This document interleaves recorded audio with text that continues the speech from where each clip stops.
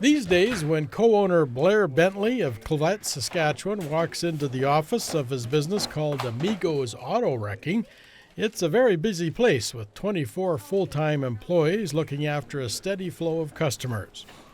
Blair owns the business together with his brother Miles and their longtime friend Kevin Benjamin.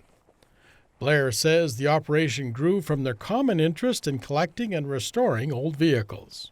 Just our love for vehicles started as a hobby, selling, repairing our own and selling parts after we had done the vehicles that we had bought to fix our own, and restoring vehicles, I guess, has always been something we've been into. The Bentley brothers grew up on a family farm. Most of that farmland is now rented out, with the exception of the 40 acres covered by the auto wrecking business. But back when the family was still actively farming, Blair and Miles had to do some juggling, dividing their attention between the two businesses.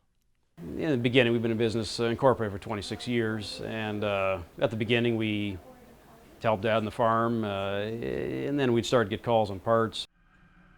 The hard work they learned on the family farm has helped them build the auto wrecking company. Here, Blair's brother Miles is busy out in the lot. Their main source for newer vehicles is from insurance salvage throughout the province. They do get a number of older vehicles from local sources, especially when people are cleaning up old farmyards. Blair says the flow of customers coming in looking for parts is somewhat predictable.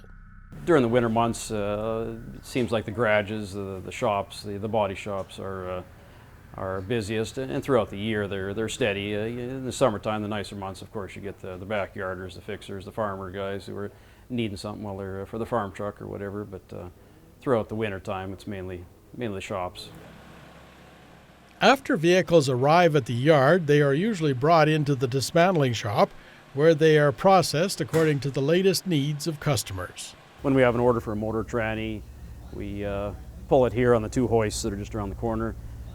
We pull the tanks, recycle the fuel, the oils, antifreezes, batteries, all the fluids get drained out and recycled.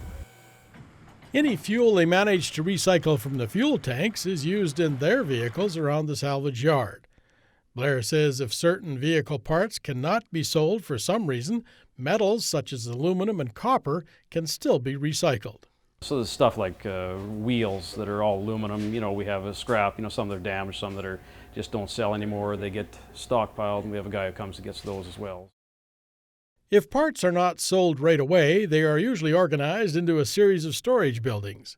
In each building, they like to have engines on the lower level and then transmissions up on the shelves. And then upstairs we have body parts, fenders, doors, headlights, that sort of thing. And each separate building is a different make. We try and keep them separated that way. They sell plenty of their car parts here at Amigo's Auto Wrecking, but with all the variety in cars these days, it's almost impossible to carry all the parts people are looking for. It's usually quite a bit easier for them to look after customers who come here for truck parts. They specialize in 1-ton trucks and under. Well, trucks is always a good seller. Everything. Most people have whether it's businesses or backyarders or city people. A lot of people have trucks. It's our biggest seller probably of motors, trannies, powertrains, body parts. Blair says they still rely on their memories to know where some parts are at, but they are increasingly taking advantage of computer technology as time goes on. Lately, they've been making good use of a website which allows them to network with other wreckers. This tells who has it and what prices other guys are asking, and this is all the different models that it fits, different varieties, and you can hit the links and it'll tell you who has the part and what they're asking. So it gives a good idea of what if you're looking for something or judging your price and what to quote to others. Once vehicles have been stripped for parts, they are then sold to a crushing company. With all the demand for their services, the future looks bright for Amigo's Auto Wrecking. As they continue to get more of their operation on computer, Blair believes they will find more and more ways to get their customers the car and truck parts they're looking for.